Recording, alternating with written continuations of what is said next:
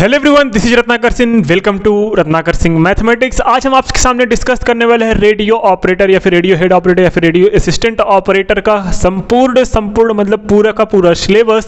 इस वीडियो में हम जानेंगे क्या क्या आपके एग्जाम में आने वाला है और कौन सी चीज़ें मैं पढ़ाने वाला हूँ। आपको पता है मैं पढ़ाऊंगा आपको या तो मैथ्स या तो फिजिक्स या फिर दोनों पढ़ा सकता हूँ, जैसे टाइम के हिसाब से रहा। नहीं तो आपके दूसरे टीचर आएंगे यहाँ पे, आपको मैथ्स या फिजिक्स में से कुछ पढ़ाएंगे। नहीं तो मैं दोनों में से एक सब्जेक्ट आपको पढ़ाऊंगा, आपको टेंशन लेने की जरूरत नहीं है। जो भी पढ़ाऊंगा वो 100% आपके एग्जाम में वहीं से आएगा, इतना समझ लो। क्योंकि यहाँ पे जो आपको नोट्स प्रोवाइड किया जाएगा वो बहुत एनालिसिस किया हुआ नोट्स है, मतलब प्रीवियस ईयर का कॉम्बिनेशन मिलेगा, एक्स्ट्रा क्वेश्चन मिलेंगे, प्लस एमसीक्यूज। जितना ज़्यादा आप प्रैक्टिस करके जाएंगे उतना ज़्यादा आपके लिए बेनिफिट होगा आपके एग्जाम में। और ये एक ऐसी अपॉर्चुनिटी है, ये आपको अपने हाथ से जाने नहीं देना है, क्योंकि इसके बाद आने वाला है यूपीपी कांस्टेबल। ठीक है, तो उससे पहले आप ये एग्जाम क्लियर करोगे तो आपका एक क्या रहेगा, एक बेस बना रहेगा। भैया हमारा तो 3 सब्जेक्ट तैयार है, मैथ्स तैयार है, रीजनिंग तैयार है, हिंदी तैयार है ना। अब आगे आने वाले मैथ्स में बस साइंस में क्या है, मतलब अगर मैं बोलूँ चारों सब्जेक्ट, तो ये कहना गलत नहीं होगा। ठीक है, तो इसमें एक सब्जेक्ट और पढ़ना है, क्या सिर्फ फिजिक्स को मैं हैंडल करूंगा आराम से। आप बस क्या करते जाइएगा, मैं जो पढ़ाता हूँ उसके नोट्स बनाते जाइएगा प्रॉपर, और डेली का डेली उसको याद करते जाइएगा और डेली का डेली प्रैक्टिस करते जाइएगा, तो आपको कोई दिक्कत नहीं होने वाली, ये मेरी गारंटी है। तो चलिए देखते हैं सिलेबस में क्या क्या पूछेगा। सबसे पहले जानते हैं असिस्टेंट ऑपरेटर का सिलेबस। इसमें सबसे पहले जानेंगे ऑनलाइन लिखित परीक्षा होगी सबसे पहले बात, मतलब सीबीटी बेस्ड होगी, कंप्यूटर बेस्ड एग्जाम। इसमें जो होगा 100 अंक का आपका हिंदी पूछा जाएगा। क्या हो जाएगा मेरे भाई, 100 अंक का हिंदी पूछा जाएगा। मीन्स आपको 100 नंबर हिंदी में लेके आने। और हाँ, मैं आपको पहले बता दूं कि हर एक पार्ट में 50% मार्क्स क्या लाने हैं, अनिवार्य हैं। 50% मार्क क्या लाने हैं, अनिवार्य। मतलब अगर आप सब में 50% लाते हैं तभी आप पास माने जाएंगे, तो आपकी नेक्स्ट मार्किंग की जाएगी। मतलब अगर इसमें आप 50% नहीं लाए तो आगे की मार्किंग आपकी नहीं होगी, चाहे आप तीनों में 100 लेके आए, उससे कोई मतलब नहीं। मतलब सारे के सारे पार्ट में आपको 50% मार्क लाना कंपलसरी है। तो सबसे पहले हिंदी की बात करते हैं। हिंदी में जनरल हिंदी आएगी, इसमें सबसे पहले पूछा जाएगा हिंदी और अन्य भारतीय भाषाएं। नंबर 2 पे हिंदी व्याकरण या मौलिक ज्ञान, हिंदी वर्णमाला, तद्भव तत्सम पर्यायवाची विलोम अनेकार्थक वाक्यांशों के स्थान पर एक शब्द, समरूपी भिन्नार्थक शब्द, अशुद्ध वाक्यों को शुद्ध करना, लिंग, वचन, कारक, सर्वनाम, विशेषण, क्रिया, काल, वाच्य, अपव्यय, उपसर्ग। ठीक है, ये सब चीजें आपसे पूछ जाएंगी। थोड़ा इसको बड़ा कर देते हैं हम आपको, ताकि कोई दिक्कत ना हो। ठीक है,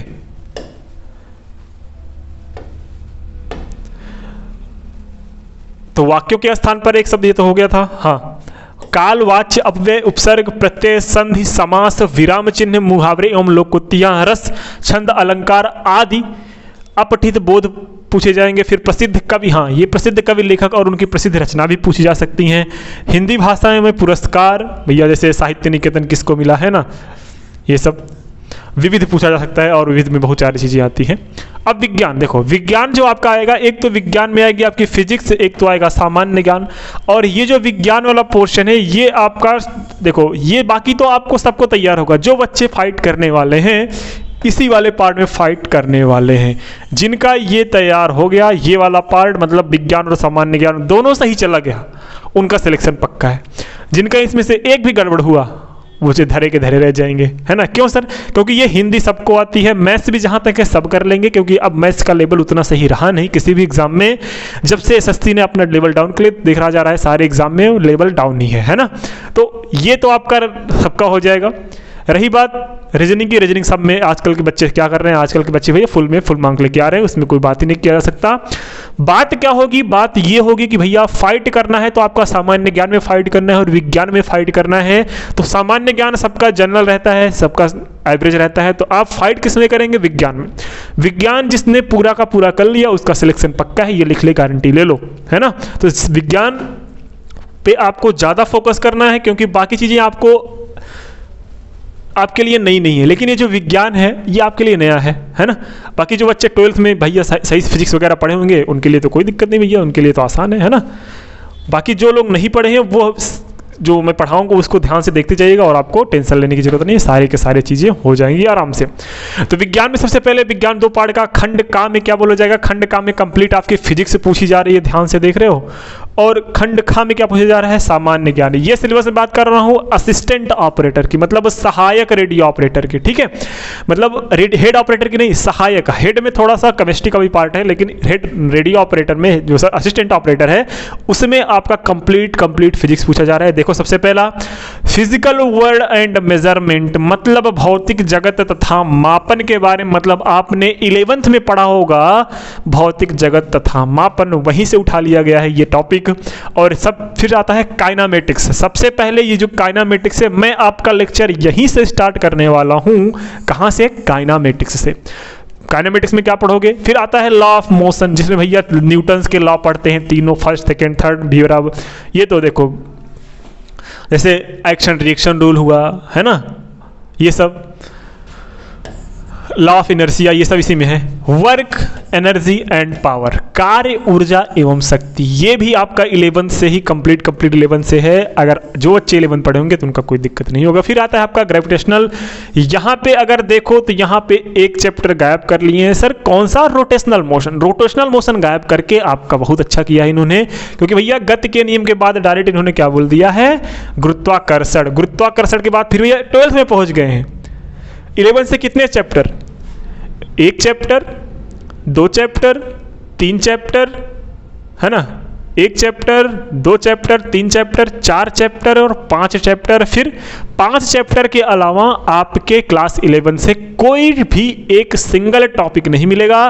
फिर आता है आपका क्लास 12th में, और जैसा कि आपके जेई मेंस में सिलेबस मिलता है सेम वही पार्ट है।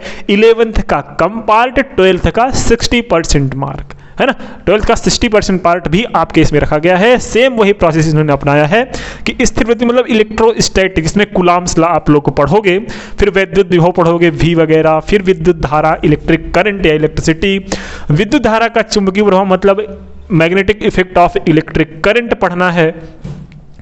फिर क्या आता है, फिर आता है अपना वैद्युत चुंबकीय प्रेरण, ये भी इंपॉर्टेंट चीजें हैं। Electromagnetic induction and alternating current, वैद्युत चुंबकीय तरंगे, इलेक्ट्रोमैग्नेटिक वेव्स। फिर आती है इलेक्ट्रॉनिक युक्तियां, मतलब इलेक्ट्रॉनिक डिवाइस जैसे पी टाइप, एन टाइप, ये सब हुआ।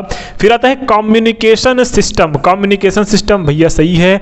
फिर रे ऑप्टिक्स, देखो ऑप्टिक्स का बस एक पार्ट रे ऑप्टिक्स है, ज्योमेट्रिकल ऑप्टिक्स है ही नहीं, मतलब रे ऑप्टिक्स को आपने पढ़ा था 10th में, बस वही लेवल पूछा जाएगा, इससे ज़्यादा नहीं पूछा जाएगा। अगर बढ़ा सकता है तो 12th का रे ऑप्टिक्स पूछ सकता है, अदरवाइज नहीं पूछ सकता। यह हुआ आपका फिजिक्स का सिलेबस, कंप्लीट सिलेबस, जो कि मैं आपको टेंशन ना लीजिए, मैं आपको पूरा फिजिक्स आराम से क्लियर करा दूंगा। तब तक आप पढ़ते रहिए बाकी सब सब्जेक्ट्स। वैसे हम साथ साथ डिस्कस कर लेते हैं सामान्य ज्ञान में। सामान्य ज्ञान आप लोग देख सकते हैं, सामान्य ज्ञान में जो सब में होता है वही है। फिर आता है भैया क्या, न्यूमेरिकल मेंटल एबिलिटी टेस्ट, संख्यात्मक योग्यता, न्यूमेरिकल एबिलिटी। देखो इसमें 2 पार्ट है, मतलब मैथ भी आएगा, क्या आएगा, नंबर सिस्टम भी आएगा, क्योंकि संख्या पद्धति पूरा देगा, सरलीकरण, डेसिमल्स एंड फ्रैक्शन, दशमलव और भिन्न, highest common factor and lowest common multiple, महत्तम समापवर्त मतलब HCF और LCM से भी पूछा जाएगा, अनुपात और समानुपात मतलब ratio and proportion, percentage profit and loss, discount, simple interest मतलब साधारण ब्याज, लाभ और हानि से भी क्वेश्चंस पूछे जाएंगे। फिर आएगा आपका चक्रवृद्धि ब्याज, फिर आएगा भागीदारी मतलब partnership, average time and work and time and distance, use of table of graphs मतलब DI भी पूछा जाएगा थोड़ा बहुत, mensuration, arithmetic, computation and other analytical function, मतलब ये सब भी आपसे पूछा जाएगा। फिर आता है आपका मानसिक योग्यता परीक्षा, मतलब जो आपको दे दिया जाएगा, जैसे रीजनिंग का पार्ट है एक्चुअल में, ये सब कर लेते हैं आराम से। फिर आता है रीजनिंग, रीजनिंग में आपके 2 पार्ट होंगे, खंडका में होगा, इसमें क्या बोला जाएगा, इसमें थोड़ा प्रॉब्लम देके उसका रिजल्ट पूछा जाएगा, आपका ओपिनियन पूछा जाएगा, ऐसे क्वेश्चन पूछे जाएंगे, मतलब समस्या वाले क्वेश्चन दिए जाएंगे, आपको वो करने हैं। फिर आता है आपका कंप्लीट रीजनिंग, जो कि आपको ये देखो साफ साफ दिख रहा है, ठीक है, ये सब आपको तैयार है, आपको इसको टेंशन लेने की जरूरत नहीं है। तो ये हुआ आपका कंप्लीट सिलेबस, आपको घबराने की जरूरत नहीं है जरा से भी। आप, मैं बोल रहा हूँ, अगर सब में आप 80 मार्क्स लेके चले जाए, कितना 80 मार्क्स, है ना, इसमें ये अगर सामान्य हिंदी की बात कर रहा हूँ तो इसमें आप 80 से प्लस जाएंगे, मतलब 85 प्लस लेके चले जाए।